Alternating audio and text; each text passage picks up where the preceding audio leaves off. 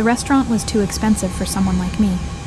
Crystal chandeliers hung from the ceiling, casting prisms of light across white tablecloths and gleaming silverware.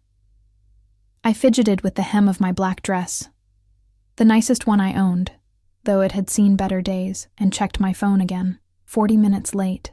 The waiter had already asked twice if I wanted to order, his polite smile thinning each time I requested, "Just 5 more minutes." I should never have agreed to this blind date. My roommate Liv had insisted I needed to get back out there after 6 months of drowning myself in work since the breakup with Daniel. "He'll be perfect for you," she'd promised. "Super nice. Just started at my company. Not much money yet, but he's ambitious." The weight of stares from nearby tables pressed against my skin. Alone at a table for 2 on a Friday night, nursing the cheapest glass of wine on the menu, stretching it out sip by agonizing sip. My cheeks burned. Soon I'd finish this glass and slink out, another dating disaster to add to my collection. "Sorry I'm late." The voice came from behind, deep and smooth as aged whiskey. I turned, ready with a forced smile and a practiced, "No problem," but the words died in my throat. The man standing there was nothing like the LinkedIn photo Liv had shown me. This wasn't a junior account manager at a marketing firm. He wore a black suit that probably cost more than my monthly rent, tailored to broad shoulders that tapered to a narrow waist. Dark hair, styled with just enough product to look intentional, but not fussy. And his eyes, deep brown, almost black in the restaurant's dim lighting, watching me with an intensity that made my skin prickle. "You're not Todd," I blurted, immediately wishing I could dissolve into the expensive carpet. One corner of his mouth lifted in what might have been amusement. "No, I'm not."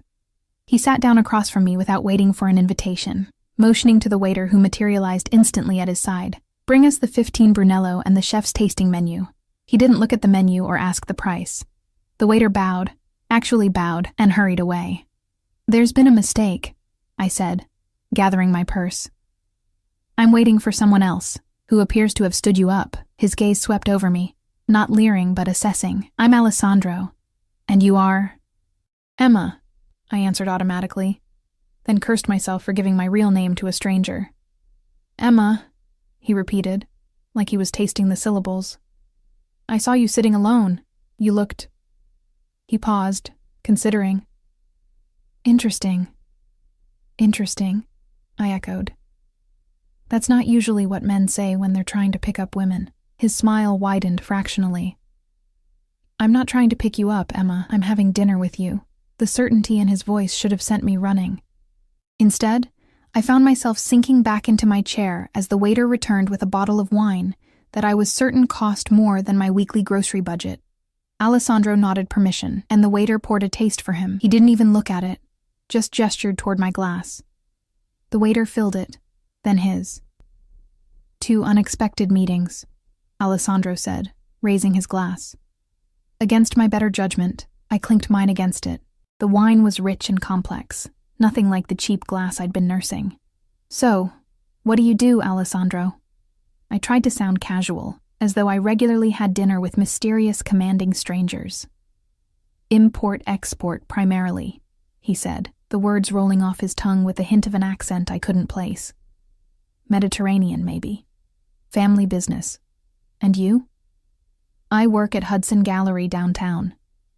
I didn't mention that I was just the assistant office manager, not a curator or artist. "Nothing glamorous. Art," he said thoughtfully. "Do you have a favorite period?" The conversation flowed more easily than I expected, jumping from Renaissance painters to modern architecture to my brief stint in art school, before dropping out when money ran dry. Alessandro spoke with confidence about everything, occasionally dropping comments that hinted at extensive travel, important connections.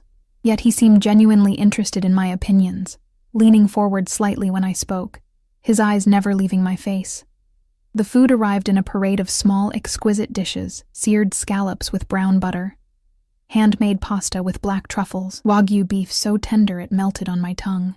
Each bite was a revelation, and the wine kept flowing, warming my blood and loosening my usual reserve. "Why me?" I asked finally, the question that had been simmering since he sat down. There must be a dozen beautiful women here tonight. Alessandro set down his glass, studying me. Beauty is common. You have something more interesting. His eyes traced the contours of my face. You're observing everything, cataloging details, artist's eyes, and you're afraid. I'm not afraid, I protested. Not of me, he clarified. Of life disappointing you again. I saw it in how you held yourself, waiting for your date who never came, expecting the letdown. His voice softened fractionally. You've grown accustomed to disappointment. The accuracy of his assessment felt like a physical touch, making me shiver. I wanted to deny it, but the words wouldn't come. Instead, I finished my wine, suddenly needing the liquid courage. You're very presumptuous. I'm very right, he countered without arrogance, just certainty. Outside, rain had started to fall, drumming against the windows and blurring the lights of passing cars. The restaurant had nearly emptied, and I realized with a start that we'd been talking for hours. I should go, I said reluctantly, reaching for my purse. It's late. I'll drive you home. It wasn't a question. A flutter of unease mixed with something more dangerous, anticipation, stirred in my stomach. That's not necessary. I can call a cab. In this rain? At this hour? He shook his head once. I insist. Before I could argue further, he stood and held out his hand. I hesitated only a moment before placing my palm against his. His skin was warm and slightly calloused. Not the soft hands I'd expected from someone so polished. He helped me to my feet, then placed his hand at the small of my back, guiding me toward the door. The pressure was light, but unmistakably possessive. The maitre d' handed Alessandro an umbrella without being asked. Outside, the rain fell in sheets, silvery in the streetlights. Alessandro opened the umbrella and drew me close against his side, his arm around my waist as he guided me to the curb. A black SUV with tinted windows glided to a stop in front of us. A large man emerged from the driver's side, opening the rear door without a word. He wore an earpiece and a jacket that didn't quite conceal the bulge of what I was certain was a gun. I froze. Who are you, really? Alessandro's arm tightened slightly around me. Someone who wants to see you again. Get in, Emma. You're getting wet. I should have walked away. Should have run. Instead, I let him usher me into the back of the vehicle, the leather seats butter soft against my bare legs. Alessandro slid in beside me, close enough that I could smell his cologne, something expensive and subtle, with notes of sandalwood and amber. The driver closed the door and returned to his seat. The interior was separated by a partition, giving us privacy. As the car pulled away from the curb, I gave Alessandro my address, trying to ignore the alarm bells ringing in my head. Tomorrow night, Alessandro said as the city lights played across his face. Dinner again? I can't. I lied. I have plans. His eyes gleamed in the darkness. Cancel them. My spine stiffened. I don't take orders from men I just met. Something dangerous flickered across his face. There and gone so quickly I might have imagined it. Then his expression softened. Please. Have dinner with me tomorrow. The unexpected politeness disarmed me. I don't even know your last name. Russo. Alessandro Russo. The name meant nothing to me. Fine. Tomorrow. But I choose the restaurant. Somewhere normal. His lips curved in that almost smile. As you wish. I'll pick you up at 7. When the car stopped in front of my apartment building, a shabby walk-up in a neighborhood that had been promising to gentrify for years, I expected Alessandro to recoil. Instead, he stepped out and walked me to the door, his hand returning to the small of my back. The driver remained by the vehicle, scanning the street with practiced vigilance. Good night, Emma, Alessandro said at my door, his voice low. He leaned in slowly, deliberately, giving me time to pull away. When I didn't, he brushed his lips against my cheek, his breath warm against my skin. Until tomorrow. I watched from my window as the SUV pulled away, my heart hammering in my chest. What had just happened? Who was this man? The evening felt dreamlike, surreal. I kicked off my shoes and collapsed onto my bed, mind racing. My phone chimed with a text from Liv.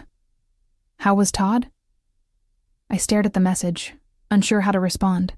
Todd, whoever he was, had never shown up. Instead, I'd spent the evening with a man who commanded rooms without raising his voice, who had a driver with a gun, who looked at me like he could see every secret I'd ever kept. He wasn't what I expected, I typed finally. I slept fitfully that night, dreaming of dark eyes and hands that guided rather than asked. Morning brought clarity, and with it, caution. I Googled Alessandro Russo over coffee and found nothing definitive. Some social media profiles that didn't match the man I'd met, business listings for various Russos around the country. If he was as wealthy as he seemed, his digital footprint was surprisingly minimal. I spent the day restless, alternating between anticipation and anxiety. By 6, I'd changed outfits 5 times, finally settling on jeans and a soft blue sweater that brought out my eyes. If we were going to a normal restaurant at my insistence, I would dress normally. At precisely 7, my phone rang with a call from an unknown number. "Yes?" I answered. "Miss Emma, your car is waiting downstairs." A man's voice, not Alessandro's. "My car?" I moved to the window and peered down.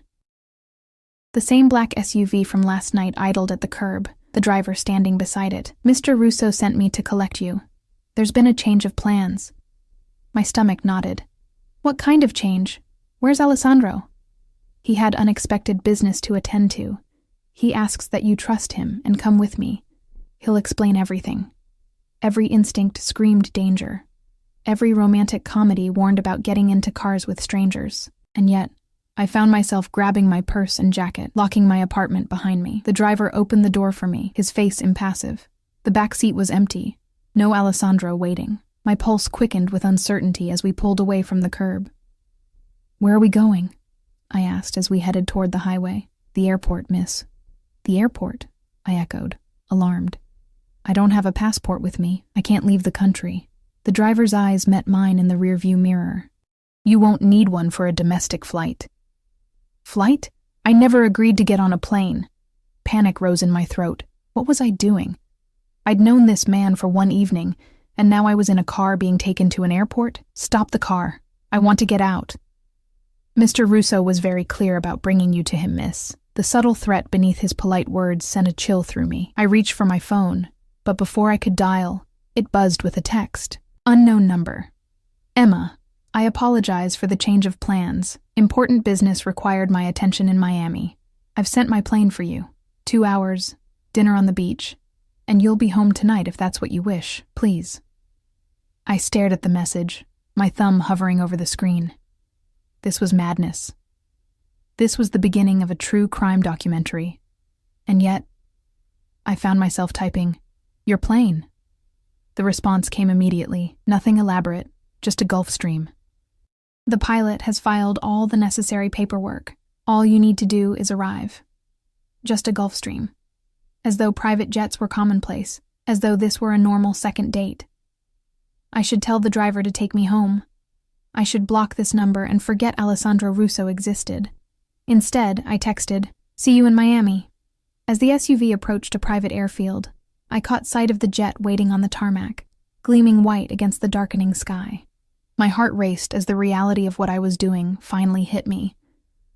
I wasn't just having dinner with a mysterious stranger anymore. I was flying to another city with a man I didn't know, who had resources I couldn't comprehend, and motives I couldn't fathom. And the most terrifying part, despite every warning bell, every red flag, I couldn't deny the thrill coursing through my veins. I was about to step onto a private jet, sent by a man who looked at me like I was the only woman in the world. Danger had never felt so seductive. The Gulfstream's interior was a revelation of luxury. Creamy leather seats, polished wood paneling, and ambient lighting that cast a warm glow over everything. A flight attendant greeted me with practiced deference, taking my jacket and guiding me to a seat. "Miss Walker, welcome aboard. Mr. Russo asked me to ensure your comfort during the flight. Would you prefer champagne or perhaps something stronger? I hadn't told Alessandro my last name." "Champagne," I managed, sinking into a seat that cradled me like a lover. "How did you know my last name?" Her smile never faltered. "Mr. Russo provided your information for the flight manifest." She poured champagne into a flute and handed it to me. "We'll be taking off shortly. The flight to Miami is approximately 2 hours. 2 hours there, 2 hours back, plus however long this surreal dinner would take." I'd be lucky to get home by 2 a.m., and I had work tomorrow.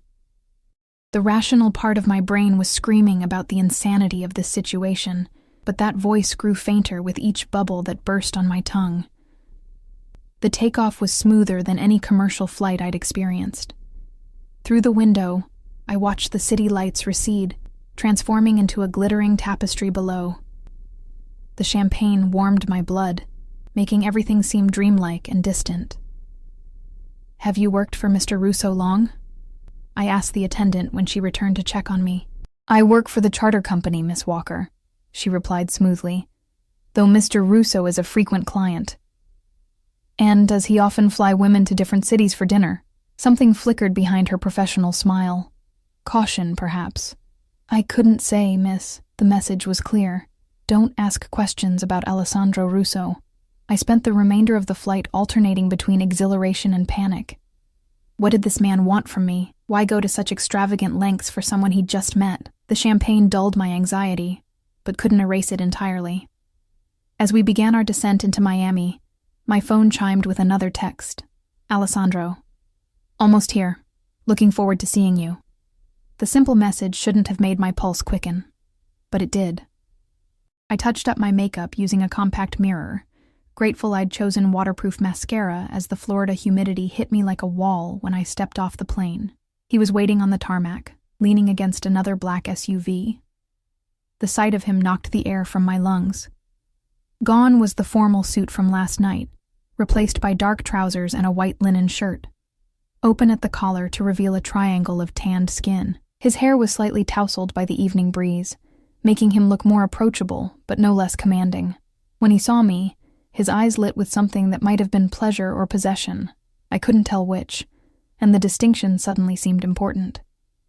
"You came," he said simply, pushing away from the car and walking toward me.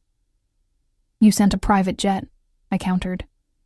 "That's a difficult invitation to decline." His lips curved in that almost smile. "I'm a difficult man to say no to." He reached for my hand, bringing it to his lips in an old-world gesture that should have seemed affected, but instead sent heat spiraling through me. "Thank you for trusting me. I haven't decided if that's trust or poor judgment yet." Alessandro laughed, a rich sound that crinkled the corners of his eyes. "Perhaps both." He placed his hand at the small of my back, that same possessive gesture from last night, and guided me toward the waiting car. "I have a reservation at a place on the water. Private, excellent seafood." The driver held the door, and I slid into the back seat, Alessandro following. This vehicle was even more luxurious than last night's, with buttery leather and what looked like a fully stocked bar in a hidden compartment. "Your business must be doing well," I remarked as we pulled away from the airfield. "Import-export, you said?" "Among other ventures." His gaze was heavy-lidded, assessing. "Does it bother you? The money?" I considered lying, then decided against it. "It intimidates me," I admitted. "All of this, the private jet, the cars, the restaurant last night, it's not my world." "It could be," he said quietly. The simple statement hung between us, laden with implications I wasn't ready to examine. Instead, I looked out the window at the Miami streets, palm trees silhouetted against a sunset sky. The restaurant was on a private stretch of beach, the dining area open to the gentle evening breeze, with candlelit tables set far apart for privacy. The maitre d' greeted Alessandro by name and led us to a secluded table overlooking the ocean. The sound of waves lapping at the shore provided a soothing backdrop to the soft Latin jazz playing from hidden speakers. "You've been here before," I noted, as Alessandro ordered in fluent Spanish without glancing at the menu. "I have properties in Miami," he replied, as casually as someone might mention having a storage unit. "I come here often. Properties, plural, a private jet, a security detail." I leaned forward, emboldened by the champagne from the flight and the absurdity of my situation. "Who are you, Alessandro Russo?" "Really?" He studied me for a long moment, his dark eyes unreadable in the candlelight. "Would the truth frighten you away?" "Probably," I admitted. "But I think I deserve it, considering I just flew across the country with a man I barely know." He nodded slowly, as if coming to a decision. My family has interests in various businesses throughout the East Coast and Europe: real estate, shipping, private banking, security. He took a sip of his wine. Some of these businesses operate in gray areas. Some attract attention from competitors and law enforcement. My mouth went dry. You're saying you're what? A mobster? Alessandro's expression hardened fractionally. I'm saying my family has power, wealth, and enemies. We protect our interests however necessary. The implication hung heavy in the salt-laden air between us. I should have been terrified. Instead, I felt a twisted thrill, as if I'd discovered a secret few were privileged to know. And last night? I asked, my voice barely audible over the waves. Was I just in the right place at the wrong time? His expression softened. You were exactly where you needed to be. He reached across the table, his fingers brushing mine. When I saw you sitting there, waiting for someone who didn't deserve you, something clicked. His thumb traced circles on my palm, each movement sending sparks up my arm. I don't believe in coincidence, Emma. I believe in taking what's meant to be yours. Warning bells clamored in my mind, but his touch drowned them out.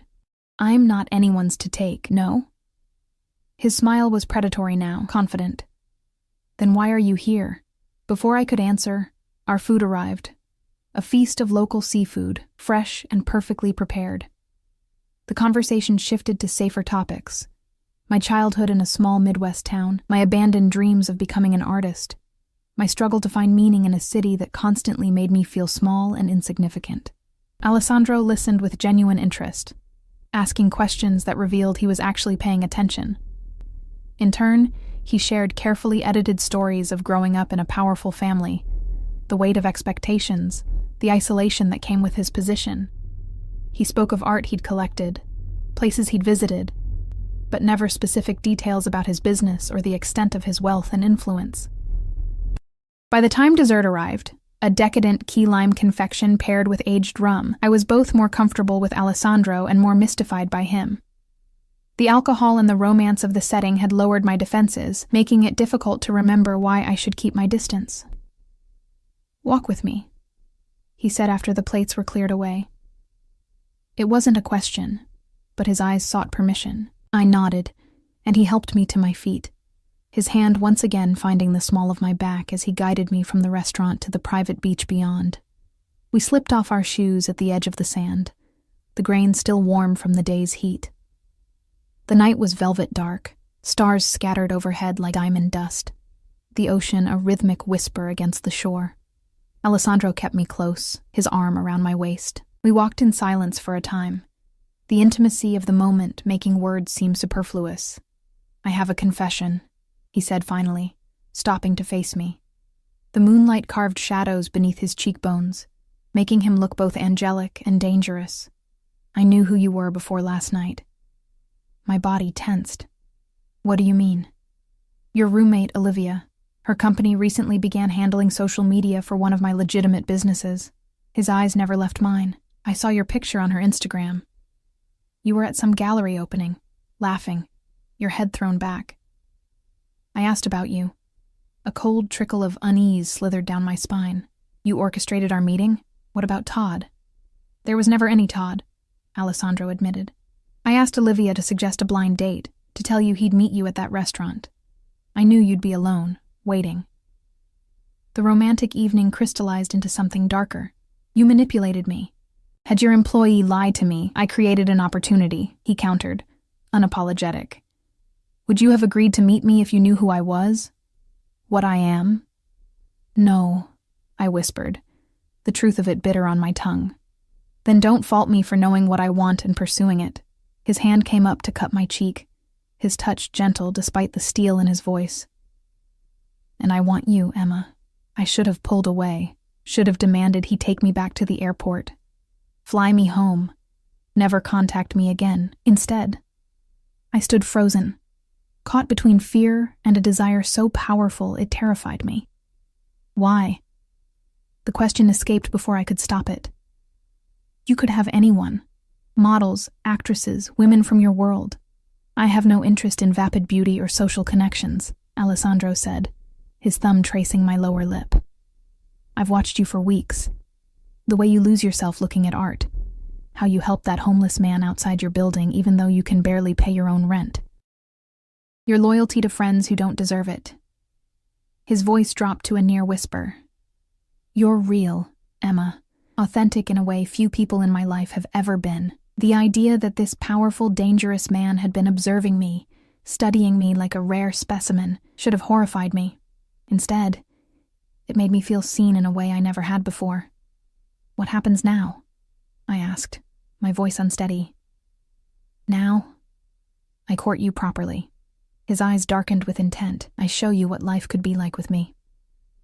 And you decide if you can accept what I am, what being with me would mean. And if I say no? Something flashed across his face. Anger, frustration, determination. Before his features settled into careful neutrality. I'm not accustomed to hearing that word, Emma. But for you, I would try to respect it. Try. The ambiguity of that single word hung between us. Before I could respond, his phone buzzed. Alessandro checked it, his expression hardening as he read the message. We need to go, he said, all warmth vanishing from his voice. Now. What's wrong? Business. He was already guiding me back toward the restaurant, his grip on my waist firmer than before, the kind that can't wait.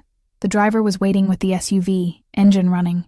Alessandro helped me inside, then spoke rapidly to the driver in Italian, too fast for me to catch even if I'd understood the language. The urgency in his tone needed no translation. Is everything okay? I asked as we pulled away, tires spitting gravel. Nothing for you to worry about. Alessandro took my hand, his thumb rubbing circles against my palm, in what seemed like an unconscious gesture. But our evening needs to end earlier than I'd planned.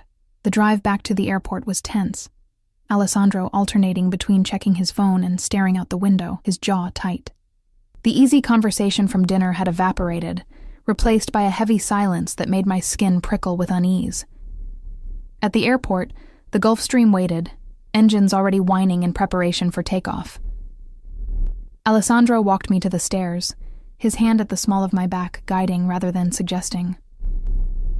I'm sorry about this, he said, stopping at the foot of the stairs. It wasn't how I planned our evening to end. It's fine, I lied, unsure what else to say.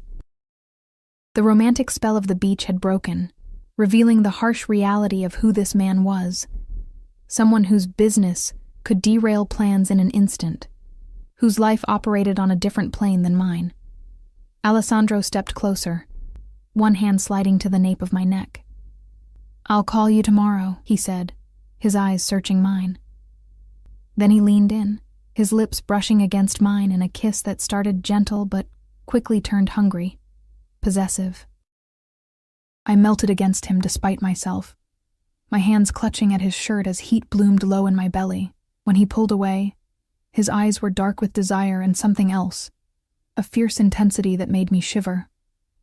Safe travels, Emma. His voice was rough around the edges. Dream of me. I climbed the stairs on unsteady legs, acutely aware of his eyes on me until I disappeared into the cabin. Through the window, I watched him return to the SUV, already speaking rapidly on his phone. The businessman, or whatever he truly was, once more in control. As the jet taxied for takeoff, I pressed my fingers to my lips, still feeling the imprint of his kiss. What was I doing? Getting involved with Alessandro meant stepping into a world I knew nothing about, a world with rules and dangers I couldn't begin to comprehend. And yet, as Miami's lights receded beneath me, I couldn't deny the terrible truth. Part of me was already his. Sleep eluded me that night. I tossed and turned, replaying the evening in Miami like a film on loop. The private jet, the moonlit beach, Alessandro's confession that he'd orchestrated our meeting, the kiss that still burned on my lips. By dawn, my sheets were a tangled mess, and my thoughts no clearer than they had been at midnight. I stumbled through work the next day in a fog, yawning through inventory logs and emails. Twice my boss asked if I was feeling all right. I blamed it on insomnia, which wasn't entirely a lie. You look like you need this more than me, Liv said, placing a coffee on my desk during her lunch break visit. Her marketing firm was only a few blocks from the gallery, Late night? If she only knew. Something like that, I murmured, taking a grateful sip. Liv perched on the edge of my desk. So about Todd, she at least had the grace to look sheepish. He told me he never made it to the restaurant. Family emergency or something. Did you wait long? The lie came easily. Not too long. I had dinner by myself, then went home. God, I'm so sorry. He seemed reliable. She twisted a strand of hair around her finger. But hey, there's this client party next week. Lots of cute guys from the finance department will be there. You should come. I forced a smile. Maybe. The idea of making small talk with finance bros held zero appeal, especially after... My phone buzzed with a text. Unknown number. Thinking of you. Dinner tonight? I'll come to you this time. My heart performed a complicated gymnastics routine in my chest. Alessandro. I set the phone face down, trying to control my expression. Ooh, who's that? You're blushing, Liv teased, trying to peek at my phone. Nobody, I said too quickly. Just my mom. Her eyebrows shot up in disbelief, but thankfully she didn't press. Whatever you say. Anyway, about this party. I half listened as she detailed the event, my mind elsewhere. Alessandro Russo wanted to see me again. After the abrupt end to our Miami evening, I wasn't sure if he'd follow through on his promise to call. Part of me had hoped he wouldn't. It would make walking away from this dangerous attraction so much easier. Yet here was his message, burning a hole through my phone and my resolve. After Liv left, I stared at the text for a full 5 minutes before responding. I get off work at 6. His reply was immediate. I'll pick you up at 7. Casual attire. That evening, I changed 3 times before settling on dark jeans and a soft emerald sweater that brought out the green in my hazel eyes. I left my hair loose around my shoulders the way it had been in Miami when he kissed me. The memory made heat bloom across my skin. Precisely at 7, my buzzer rang. I took a steadying breath before answering. Yes? It's Alessandro. No driver this time. No security detail. Just him. I buzzed him in and opened my apartment door, heart hammering as his footsteps approached. When he rounded the corner of the stairwell, the sight of him stole my breath. Gone was the business mogul in tailored suits. Gone was the Miami playboy in linen. Tonight he wore dark jeans, a charcoal sweater, and a leather jacket that hugged broad shoulders. He looked almost normal, if normal men resembled Italian fashion models with dangerous eyes. Emma. My name in his mouth sounded like a caress. He approached slowly, as if giving me time to retreat, then leaned in to press a kiss to my cheek. His scent enveloped me, that same subtle cologne with notes of sandalwood and something darker. You look beautiful. Thank you, I managed, suddenly awkward in my own doorway. Do you want to come in for a minute? I just need to grab my coat. Alessandro stepped inside, his gaze sweeping my apartment in one assessing look. I saw it through his eyes, the secondhand furniture, the paint-splattered easel in the corner, the mismatched dishes drying on the rack. My cheeks burned with embarrassment. Your work? He asked, moving toward the canvas propped against the wall, an unfinished cityscape in oils, all muted colors and sharp angles. Just a hobby, I said, grabbing my coat from the closet. Nothing serious. He studied the painting, his head tilted slightly. You have talent. The perspective is unusual, melancholy but not without hope. He turned to me. Why did you abandon it? Art school, I mean. I shrugged, uncomfortable with his insight. Money, reality, pick your poison. Something flickered in his eyes, understanding or perhaps calculation. Reality is malleable, Emma, especially with the right resources. Before I could decipher his meaning, he offered me his arm. Shall we? I made reservations at a place I think you'll enjoy. To my surprise, Alessandro drove himself, a sleek black Aston Martin that purred like a panther as we navigated through evening traffic. No driver, no security that I could see. It felt almost like a normal date. Where's your entourage? I asked, running my fingers over the butter-soft leather of the seat. His lips quirked. I don't need security for every outing, though they're never far. He glanced at me, his profile sharp against the city lights. Does it make you more comfortable thinking we're just two people on a date? Is that what this is? A date? What would you call it? I stared out the window, watching raindrops begin to spatter against the glass. I don't know what to call any of this. The restaurant, Miami, the things you told me on the beach. It doesn't fit into any category I understand. Alessandro was quiet for a moment, his hand steady on the wheel. And yet you're here. I'm here, I echoed, the simple admission feeling like a surrender. The restaurant was a small Italian place tucked away on a side street, with worn wooden tables and candles stuck in wine bottles. Nothing like the opulent establishments of our previous meetings. The hostess greeted Alessandro with a cry of delight, kissing both his cheeks and speaking rapid Italian. He responded in kind, his hand never leaving the small of my back.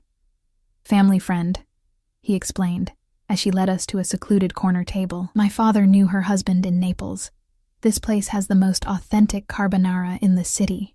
Over dinner, which was indeed spectacular, Alessandro seemed determined to keep the conversation light. He asked about my day, told amusing stories about his travels, steered clear of any mention of his business or the abrupt end to our Miami evening. By the time we finished a bottle of Barolo, I'd almost convinced myself this could be normal. Almost.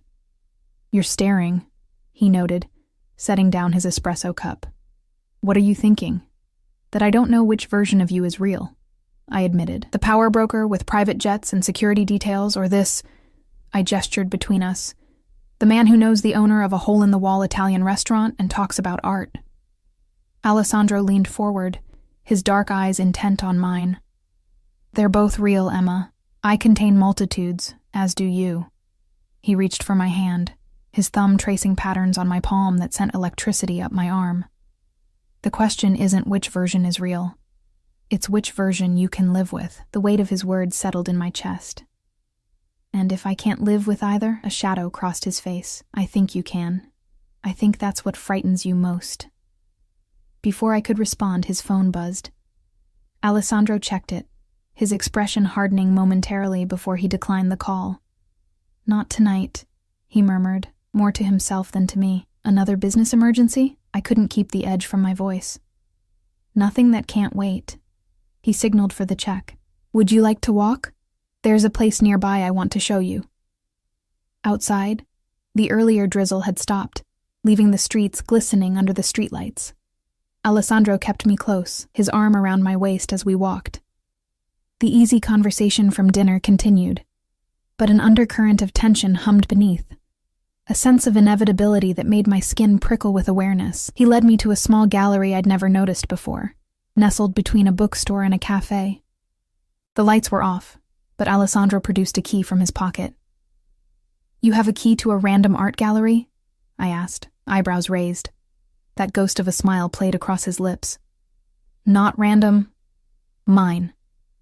The gallery was intimate, with polished concrete floors and crisp white walls displaying perhaps 24 paintings. Alessandro flipped a switch, and soft lighting illuminated the space.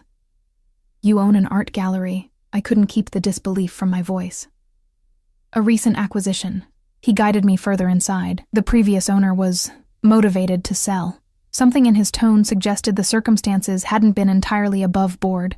I moved from painting to painting. My professional interest peaked despite myself. The collection was eclectic but showed a discerning eye.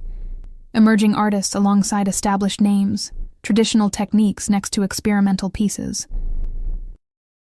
These are incredible, I admitted, stopping before a large abstract that seemed to capture urban chaos in swirls of crimson and charcoal. How did you...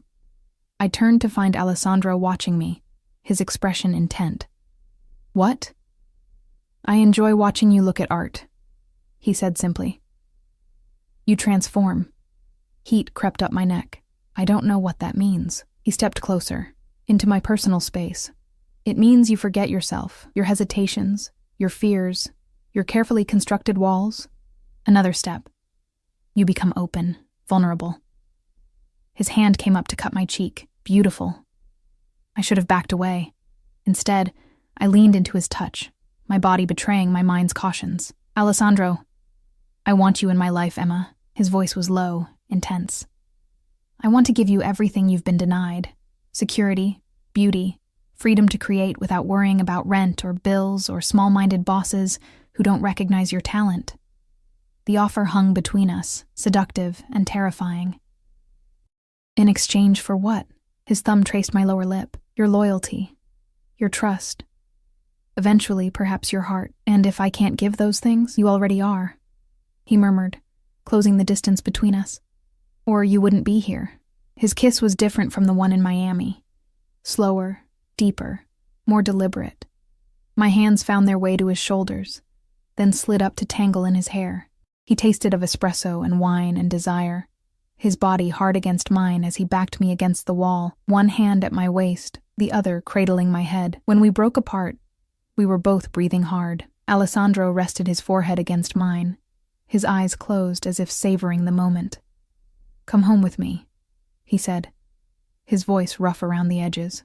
1,000 reasons to refuse tumbled through my mind, but none made it to my lips. Instead, I heard myself say, "Yes." The drive to his home was a blur of city lights and mounting tension. Alessandro kept one hand on my thigh, a possessive weight that anchored me to the moment, preventing second thoughts. We barely spoke, the air between us charged with anticipation. I expected a penthouse or luxury high-rise, but Alessandro drove us to a brownstone in an exclusive neighborhood, its facade elegant but understated. He used a keypad to open a discreet gate, then guided the Aston Martin into an underground garage where several other vehicles, all expensive, all black, were parked. "You live here alone?" I asked as he helped me from the car. "I have staff, but they don't live in," he replied, leading me to a private elevator. "Tonight we won't be disturbed." The elevator opened directly into the main living area, an open concept space with soaring ceilings, minimalist furniture in shades of cream and gray, and floor-to-ceiling windows overlooking the city. Art was everywhere, from sculptures on pedestals to paintings that I recognized as museum-worthy pieces. "This is..." I struggled to find words adequate to the luxury surrounding me. "Home," Alessandro supplied, shrugging off his jacket and dropping it over a chair. He moved to a panel on the wall, pressing buttons that dimmed the lights, and started a fire in a sleek, modern fireplace. "Would you like a drink?" I shook my head. Liquid courage was the last thing I needed. I was already dangerously close to making decisions I wouldn't be able to unmake. Alessandro approached slowly, his intentions clear in his eyes. "Second thoughts?" "About a dozen," I admitted. "But I'm still here." That almost smile played across his lips. "Yes, you are."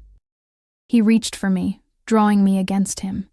"And I intend to ensure you don't regret it." What followed was a slow, deliberate seduction, Alessandro's hands and mouth learning my body with the same intensity he seemed to apply to everything. He took his time, as if we had all night, all week, all our lives ahead of us, and I let myself be carried away on the tide of sensation, forgetting all the reasons this man was dangerous, remembering only the way he made me feel. Seen, desired, alive. Later, lying in his ridiculously large bed, sheets tangled around our bodies, I traced patterns on his chest and tried not to think about what came next. Alessandro's fingers combed through my hair in lazy, possessive strokes. "Stay," he murmured against my temple. "Tonight?" "Tonight. Tomorrow. As long as you want." I propped myself up on one elbow, studying his face in the dim light. "I have a job, Alessandro. A life. I can't just disappear into yours." A shadow crossed his features. "Your job barely pays your rent. Your life consists of working for people who don't value you, dreaming of creating art you never have time to make." The accuracy of his assessment stung. "That doesn't mean I can abandon everything to become your, what, mistress, kept woman?" "Partner," he corrected, his voice hardening slightly. "I'm offering you partnership, Emma. A life where you're valued, where your talents are nurtured, where you want for nothing. In your world," I countered. "With your rules, your enemies." Alessandro sat up, the sheet pooling at his waist, revealing a torso mapped with scars I'd explored with my fingers and lips, evidence of the violence in his world. "Yes, in my world, which has its dangers, but also its protections." His eyes held mine, unflinching. No one would dare touch what belongs to me. That word, belongs, should have sent me running.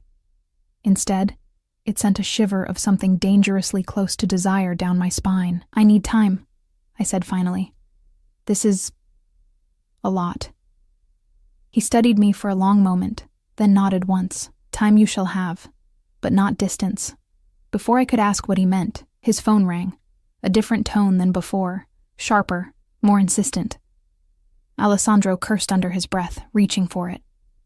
This had better be important, he answered, his voice suddenly cold, all traces of the passionate lover gone. He listened for a moment, his expression darkening. When? Another pause. Lock it down. No one in or out. I'm on my way. He ended the call and turned to me, conflict evident in his eyes. Let me guess, I said, already reaching for my clothes. Business. I'm sorry. For once, he actually sounded it. There's a situation that requires my immediate attention. I nodded, pulling on my jeans with as much dignity as I could muster. Of course, I'll call a cab. You'll do no such thing. Alessandro was already dressing, his movements efficient. My driver will take you home. I'd take you myself, but it's fine. I cut him off, not wanting to hear the excuses. The magical evening was evaporating, reality intruding like an unwelcome guest. I understand. He crossed to me, cupping my face in his hands. Do you? Because this isn't rejection, Emma. This isn't me choosing business over you. It's me handling a threat so I can return to you without endangering what we're building. The intensity in his eyes made my breath catch. What are we building, Alessandro? A future, he said simply. One where you never have to doubt your worth or your place again. He kissed me, hard and possessive.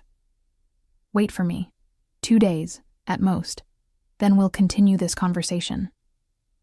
I wanted to argue, to demand more information, but the urgency in his movements told me this wasn't the time, so I finished dressing in silence, gathering my dignity along with my clothes. As promised, a car was waiting when we reached the garage.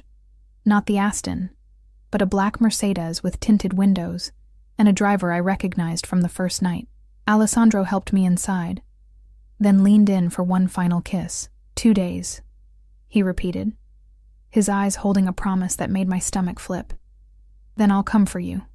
The way he said it, not, then I'll see you, or then we'll talk, but then I'll come for you, sent a shiver of both anticipation and fear down my spine. As the car pulled away, I watched Alessandro stride toward another vehicle, where 2 men in suits waited. His posture had changed, all traces of the gentle lover replaced by something harder, more dangerous. A reminder of exactly who and what he was, and who and what I'd be accepting if I said yes to his offer. The next 2 days crawled by with excruciating slowness. I moved through my routine like a sleepwalker. Catalog new acquisitions, answer emails, schedule deliveries, while my mind replayed every moment with Alessandro, the weight of his gaze, the feel of his hands, the impossible choice he'd laid before me. Earth to Emma. My boss, Diane, snapped her fingers in front of my face. That's the 3rd time you've zoned out today. What's going on with you? I blinked, forcing myself back to the present. Sorry, just tired. Well, wake up. The Miyazaki collection arrives tomorrow, and I need you focused. She paused, studying me with narrowed eyes. You're not getting sick, are you? Because I can't afford to lose you right before the exhibition. Can't afford to lose me. The irony wasn't lost on me. After 3 years at Hudson Gallery, I was still just an assistant manager making barely enough to cover rent, valued only for my organizational skills rather than my eye for art or my own creative potential. Alessandro's words echoed in my mind. Your job barely pays your rent. Your life consists of working for people who don't value you. I'm fine, I assured Diane, straightening my shoulders. Just didn't sleep well. She nodded, already distracted by her buzzing phone. Good. Oh, and stay late tonight. The caterer for next week's opening needs a final head count. No, please. No acknowledgement that staying late meant another evening sacrificed to a job that led nowhere. I swallowed the bitter retort that rose to my lips and simply nodded. By the time I left the gallery, it was after 8. The night air had a crisp bite to it, and I pulled my jacket tighter as I walked to the subway station, too tired to notice the black SUV idling half a block behind me. It wasn't until I reached my apartment building that I sensed something was different. The homeless man who usually camped in the doorway of the abandoned storefront next door, the one I brought coffee to most mornings, was gone. His shopping cart, his cardboard sign, all vanished as if he'd never existed. Strange, but not alarming. Perhaps he'd found a shelter for the night. I dug in my purse for my keys, momentarily distracted. Ms. Walker. I jumped at the voice, nearly dropping my keys. A tall man in a dark suit stood a few feet away, his posture rigid, his expression unreadable. I recognized him as one of Alessandro's security detail. "Jesus, you scared me," I gasped, heart hammering. "What are you doing here?"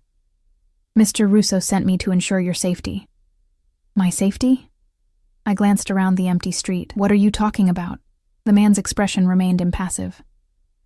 "It's not my place to explain. Mr. Russo asked me to give you this." He extended an envelope, thick cream-colored paper with my name written in elegant script. I took it reluctantly. Has he been having me watched? The thought sent a chill through me that had nothing to do with the evening air. "I'm just following orders, ma'am." He stepped back, nodding toward the black SUV parked across the street. "We'll be nearby if you need anything." "I don't need," I began, but he was already walking away, his message delivered. Inside my apartment, I dropped my purse on the counter and stared at the envelope in my hands. Part of me wanted to tear it open immediately, another part wanted to burn it unopened. Instead, I made myself a cup of tea, trying to calm my racing thoughts before slitting the envelope with a kitchen knife. Inside was a single sheet of the same heavy paper, Alessandro's handwriting bold and confident. "Emma, circumstances have arisen that require my immediate attention across the country. I regret that our conversation must be delayed longer than I anticipated. Please accept my security detail as a necessary precaution. Recent business disputes have created potential risks that I will not allow to touch you. I've taken the liberty of addressing a more immediate concern. Check your email for details. Consider it not a gift, but an investment in your extraordinary potential. I will return in 5 days. Then, we will speak of futures. Until then, you are in my thoughts." No flowery declarations of feeling. No explicit mentions of danger. Just calm assurance and that same thread of possession that ran through all our interactions.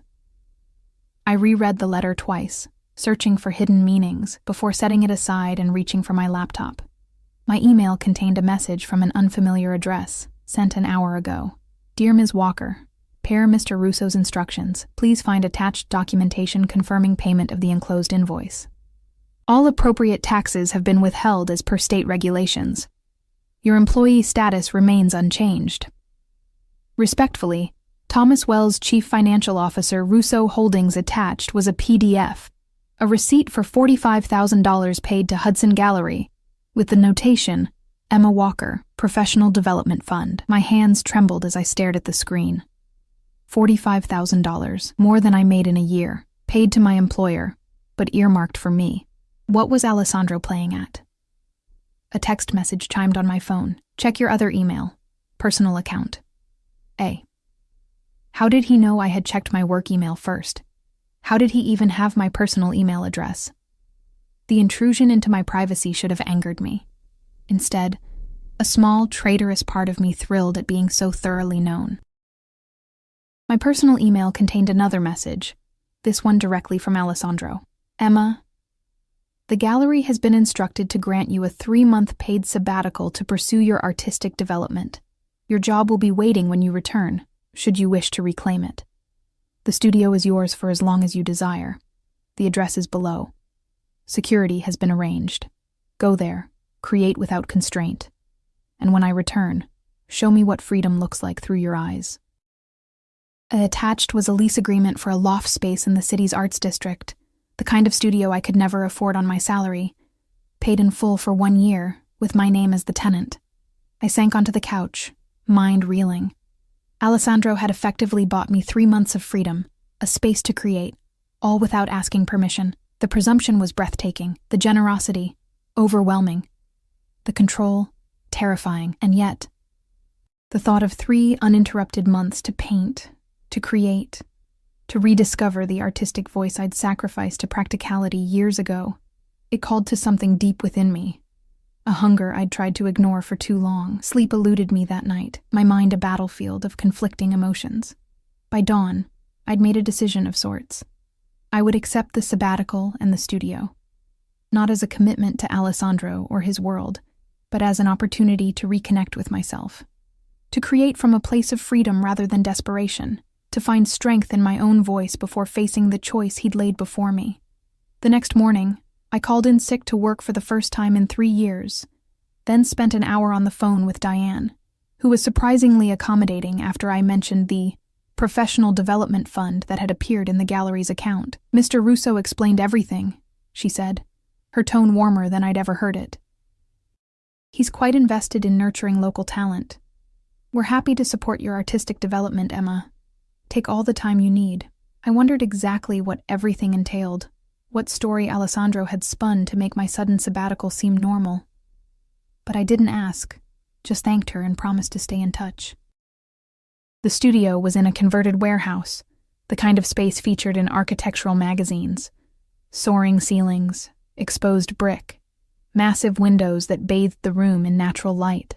A note on the industrial steel door directed me to place my thumb on a sleek biometric reader. The lock clicked open at my touch, programmed to recognize me before I even knew the space existed. Inside, I found a painter's paradise, easels of various sizes. A supply cabinet stocked with paints, brushes, canvases, all high-end professional quality, a sitting area with comfortable furniture, a small kitchenette, a bathroom with a shower, even a loft bed tucked into a corner, suggesting the space could be lived in if desired. On a workbench by the windows sat a sealed box with my name on it. Inside was a brand new laptop, a smartphone still in its packaging, and another note in Alessandro's handwriting. "Secure devices. Use them to contact me if needed. The number is programmed. Create without constraint." I set the devices aside, uncomfortable with the implication. But the rest of the studio called to me, the blank canvases, the untouched paints, the possibility contained within these walls. For the first time in years, I felt the stirring of true inspiration. That day, I lost myself in preparation, stretching canvases, organizing supplies, sketching preliminary ideas. By evening, I was covered in charcoal dust and happier than I'd been in months. I returned to my apartment only to pack a bag with clothes and essentials. The studio had everything else I needed.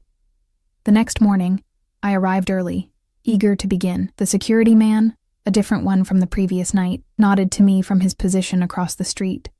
I acknowledged him with a small wave, no longer unsettled by the protection.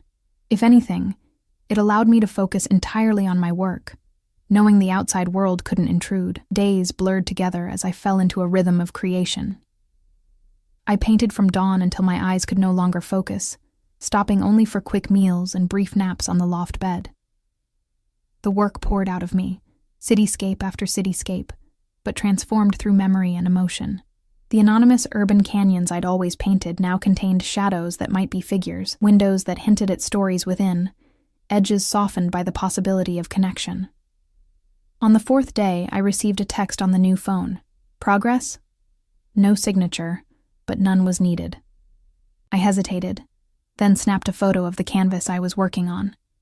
A nighttime scene of the city as seen from above, lights glimmering like fallen stars, with a single illuminated window in the foreground suggesting warmth amid the vastness. I sent it without comment. His response came minutes later. Beautiful, like seeing through your eyes. No pressure to respond, no questions about my decision regarding his offer. Just appreciation for the work itself. Something eased in my chest, a tension I hadn't realized I was carrying.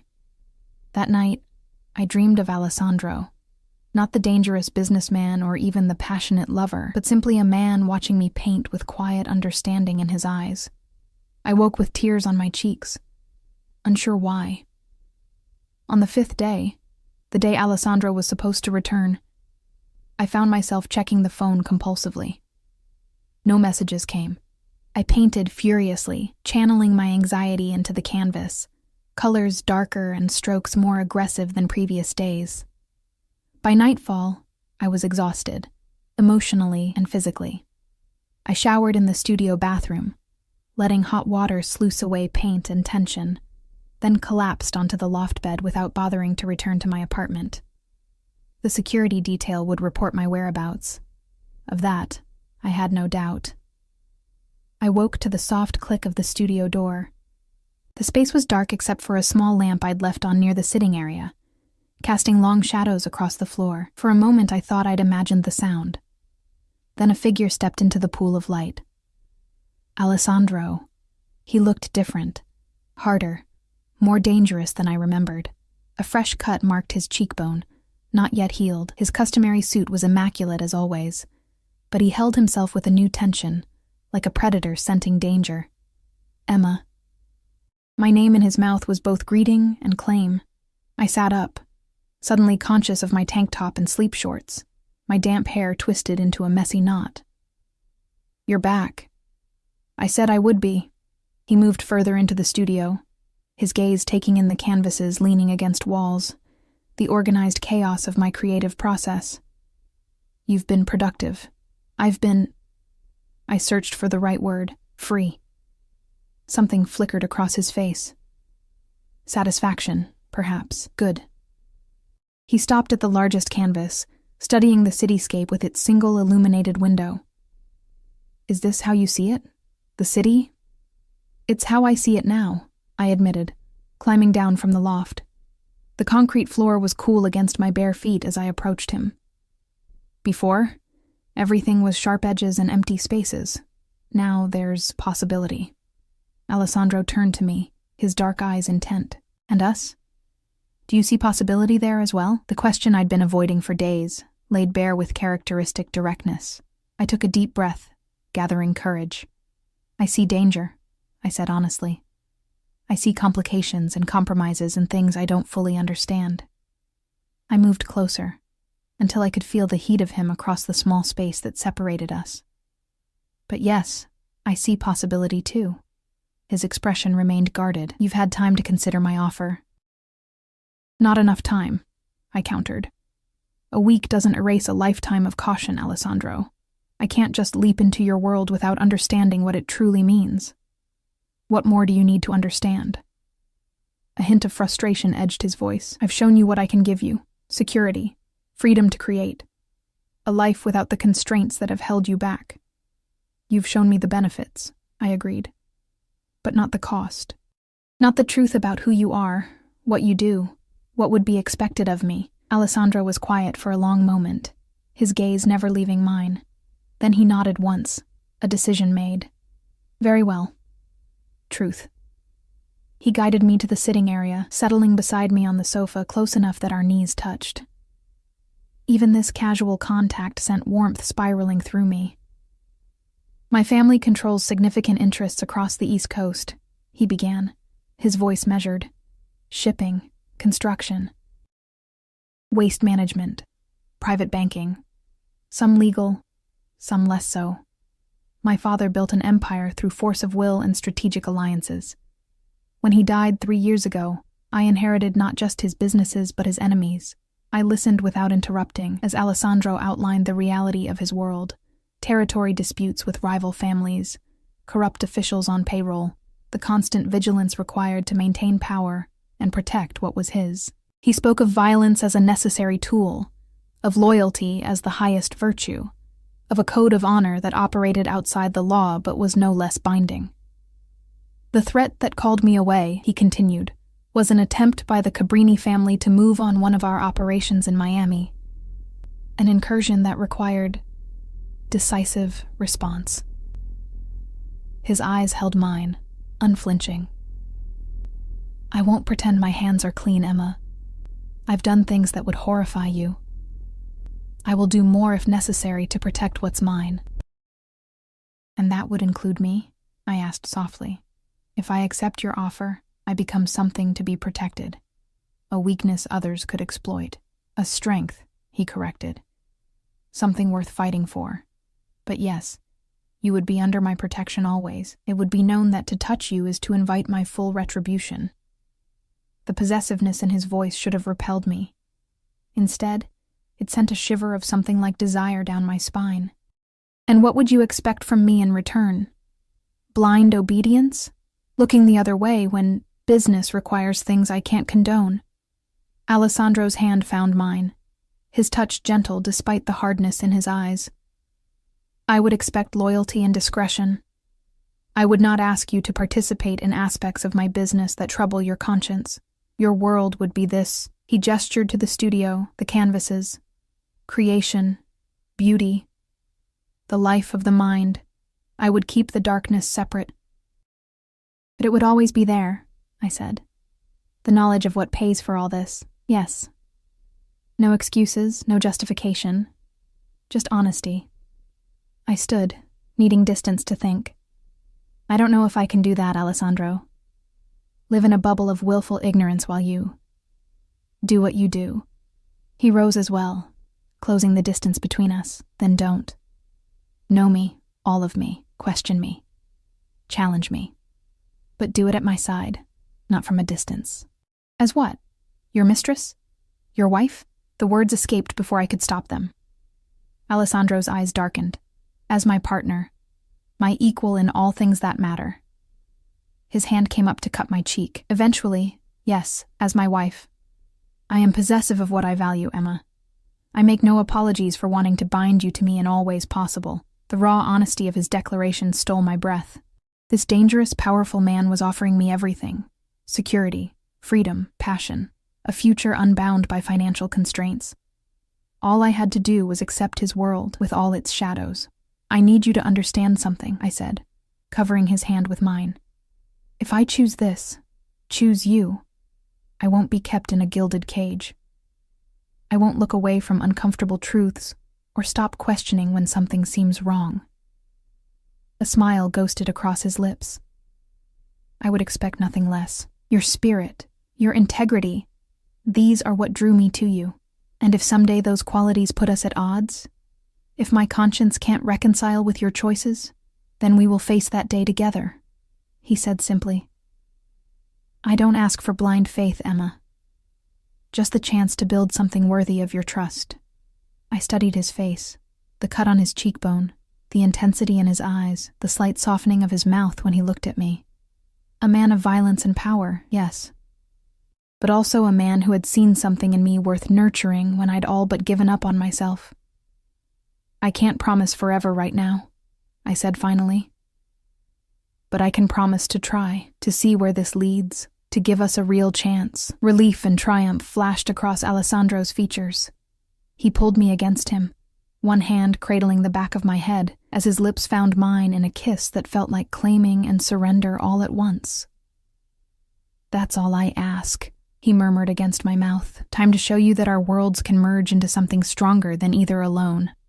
I let myself melt into his embrace, the decision made not with a dramatic leap, but with a series of small steps that had led inevitably to this moment. I didn't know what the future held, what compromises would be required, what challenges we would face, but for the first time in years, I felt truly alive, poised on the edge of a life I'd never imagined possible. As dawn broke over the city, painting the studio in hues of gold and amber, Alessandro and I stood before my latest canvas, a cityscape where light and shadow balanced in perfect tension, neither dominating the other. His arm around my waist was both support and possession, my body leaning into his strength even as my mind charted its own course. Beautiful, he murmured, pressing a kiss to my temple. Like the artist herself, I turned in his arms, meeting his gaze directly. I'm choosing this, I said with quiet certainty. I'm choosing you, but I'm also choosing myself. The artist I've always wanted to be, the woman I'm becoming. They have to coexist.